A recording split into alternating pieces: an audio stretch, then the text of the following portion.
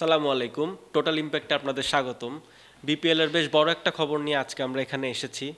BPL এ NOC সংক্রান্ত বিষয়।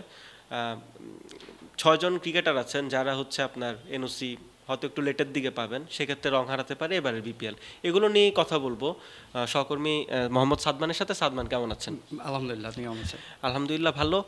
আমরা যে সংবাদটা পেলাম কিছুক্ষণ আগেই পিসিবির মাধ্যমেই যেটা পেলাম যে 6 জন ক্রিকেটার যারা হচ্ছে কিনা, আমি নামগুলো বলি দর্শকদের জানার সুবিধার্থে: আবরার আহমেদ, ফাহিম আশরাফ, মোহাম্মদ নওয়াজ, সাইবজাদা ফারহান, সায়েম আইয়ুব এবং উসমান খান। তো এই 6 জন ক্রিকেটার যারা হচ্ছে গিয়ে পাকিস্তান এবং শ্রীলঙ্কার লাস্ট টি-20 সিরিজে ছিল এবং সামনের সিরিজটাতেও তারা থাকবেন বলাই যায়। তো সেক্ষেত্রে এই সিরিজে যদি তারা খেলেন, অলরেডি 15 তারিখ পর্যন্ত তারা এনওসি পাবেন না, এমন একটা খবর পাকিস্তানের গণমাধ্যমে চলে এসেছে। তো এই ক্ষেত্রে বিপিএল এ যদি তারা না আসেন, আসলে পুরো ব্যাপারটাকে আপনি কিভাবে দেখছেন? আপনি যেই 6 জনের নাম বললেন তারা সবাই আসলে পাকিস্তানি, এবং আপনি আসলে পুরোটাই জিসটাই আসলে বলেছেন সুন্দর করে। সেটা হচ্ছে যে একটা ন্যাশনাল সিরিজ রয়েছে, যেটা আমাদের আসলে আগে বলেনি যে বিপিএল শুরু হচ্ছে 26শে ডিসেম্বর।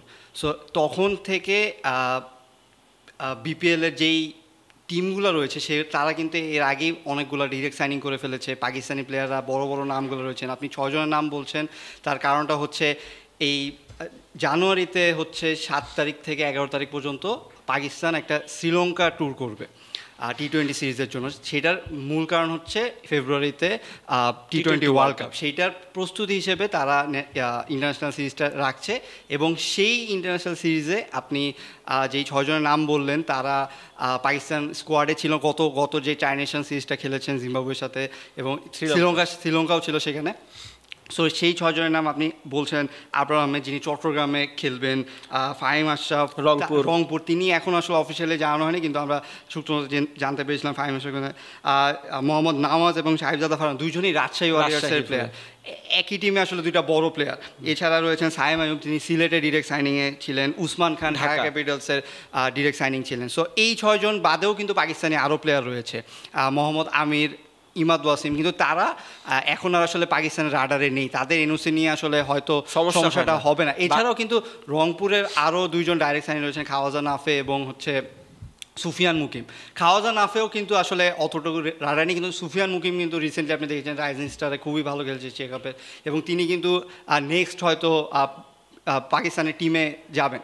সো সেক্ষেত্রে এই 6 জনকে আমরা এখন আসলে গণমাধ্যমে বা আমরা আসলে পিসিবির সূত্র দিয়ে বলছি, পিসিবির সূত্রের মতে 15 তারিখ পর্যন্ত এরকম একটা কথা হচ্ছে যে 15 জানুয়ারি পর্যন্ত তাদেরকে এনওসি দেওয়া হবে না। সো এইটা যদি হয় তাহলে কিন্তু অনেক বড় ধাক্কা আসলে বিপিএল খেতে যাচ্ছে। কারণ আপনি জানেন যে এর কিছুদিন পরেই বিপিএলের প্লে অফ শুরু হয়ে যাবে, আর ফাইনাল কিন্তু বেশি দিন আর বাকি থাকবে না তখন। সো এই সময় শুধু প্লে অফের জন্য যদি আসে, সেরকম আসলে সেই একটা 19 তারিখ থেকে শুরু হবে আপনার প্লে অফ। তো সেক্ষেত্রে 15 তারিখ সম্ভবত একদম শেষবারে ঢাকা পর্ব শুরু হতে যাচ্ছে। তার মানে বিপিএল তখন অ্যাকচুয়ালি শেষের পথে। তো তখন আসলে বড় নামের ওয়েট, আর তখন হয়তো আইএল টি-20 শেষ হবে, আর অন্যান্য বড় স্টাররা থাকবে। পাকিস্তানে যাদের নাম বলছি, যাদের হয়তো পুরো সিজন অনেক বেশি ভ্যালু থাকতো, আইএল টি-20 ফেরত কিছু ক্রিকেটার যদি আসে, এই প্লেয়াররা হয়তো তখন অতটা ভ্যালু অ্যাডও করবে না। সেটাও কিন্তু একটা ব্যাপার। কারণ আপনি দেখবেন যে আইএল টি-20 জানুয়ারি 4 তারিখ হয়তো শেষ হয়ে যাবে, তারা কিন্তু এরপরে আসলে শ্রীলঙ্কা সিরিজের জন্য চলে যাবে, তখন কিন্তু তাদের আর কোনো বিপিএলে আসার কোনো সম্ভাবনাই থাকবে না। সো সেই ক্ষেত্রে আপনি সেইখানের প্লেয়ারদেরও আছে না। আরেকটা বড় বিষয় হচ্ছে তারা কিন্তু বিগ ব্যাশের জন্য অনেকগুলো বড় বড় নাম এবার আসলে এনওসি দিয়ে রেখেছে।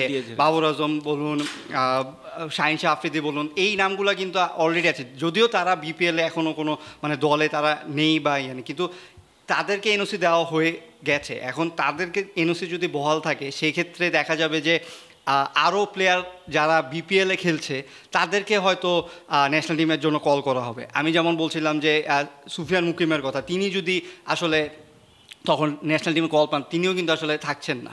সো এই ক্ষেত্রে ফ্র্যাঞ্চাইজিগুলো কিন্তু আসলে বিপদে পড়ে যাবে। কারণ আপনি এই যে শ্রীলঙ্কার সাথে সিরিজ, এবার কিন্তু আসলে শ্রীলঙ্কারও অনেক বড় বড় প্লেয়ার আছে, সানাকা রয়েছে, তারপরে কুশাল মেন্ডিস রয়েছে, তারা কিন্তু অলরেডি এই সিরিজের জন্য চলে যাবেন।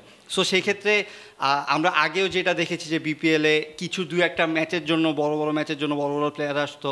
এবার যে ভাবা হচ্ছিল যে হয়তো একটা লম্বা সময়ের জন্য আমরা এই বড় নামগুলো পেতাম, সেখানে হয়তো এইখানেও আসলে মিসিংটা থেকে যাবে। দেখা যাবে যে শেষের দিকে যদি ফ্র্যাঞ্চাইজিগুলো চায় তাদের প্লে অফে যদি তাদের খেলা নিশ্চিত হয়, তখন তারা হয়তো ওই পিসিবিকে বলে 11 তারিখে সিরিজটা শেষ হওয়ার পরেই হয়তো নিয়ে আসার চেষ্টা করবে। কিন্তু যদি আপনি দেখেন যে 15 তারিখ পর্যন্ত এনওসিটা তারা না দেয়, তাহলে আসলে বিপিএল আবার ধাক্কা খেতে এখানে আরও কিছু ব্যাপার জড়িত। কারণ আপনার ভারত এবং শ্রীলঙ্কায় তো টি-20 ওয়ার্ল্ড কাপ, একটা টিম যখন যায় একটা ওয়ার্ল্ড কাপ খেলতে, বিভিন্ন রকম প্রোটোকল থাকে, প্র্যাকটিসের ব্যাপার থাকে, ক্যাম্পের ব্যাপার থাকে। হয়তো আমার মনে হয় যে 15 তারিখের পর যদি এমনও হতে পারে যে পাকিস্তান বলতে পারে যে আমরা প্লেয়ারদের একসাথে রেস্ট দিয়ে ক্যাম্প করায় আমরা হচ্ছে একসাথে শ্রীলঙ্কা পাঠাবো, সেটাও হতে পারে। তো সেক্ষেত্রেও আসলে বিপিএলটা রং হারাবে। দিন শেষে আসলে বিপিএলেরই আমার মনে হয় একটা ক্ষতির সম্মুখীন। তো এইটা আসলে এখনো অফিসিয়াল হয়নি। আমরা যে বললাম যে পিসিবি সূত্র দিয়ে আমরা আসলে বলছি, এবং এটা হওয়ার সম্ভাবনা রয়েছে যেহেতু কারণ হচ্ছে যে আপনার যেহেতু সিরিজ আছে, এটা হোম সিরিজও না পাকিস্তানের, অ্যাওয়ে সিরিজ, সো সেটার একটা প্রস্তুতি রয়েছে। আবার খুব ইম্পর্টেন্ট সিরিজ যেহেতু টি-20 ওয়ার্ল্ড কাপের ঠিক আগে। হ্যাঁ, সো এইখানে আসলে এই উইন্ডোটাতে বিপিএল হওয়াটাই আসলে একটা বিপিএল নিয়ে আসলে অনেক আলোচনা হচ্ছে, অনেক ধরনের হচ্ছে। সেখানে যদি এই জিনিসটা হয়, সেটা কিন্তু আসলে বিপিএল এর জন্য একটা খারাপ নিউজ। দেখা যাক আসলে কি হয়। যদি অফিসিয়াল স্টেটমেন্ট আছে, তখন তো আসলে টিমগুলোকে আবার ভাবতে হবে যে এই জায়গাগুলা ফিল আপ করতে কোন কোন প্লেয়ারকে নিয়ে আসা যায়। তো ঠিক আছে, এই ছিল আমাদের কাছে আজকের তথ্য। আপনারা ভালো থাকবেন, ক্রিক ফ্রেন্সির সাথেই থাকবেন। Thank you.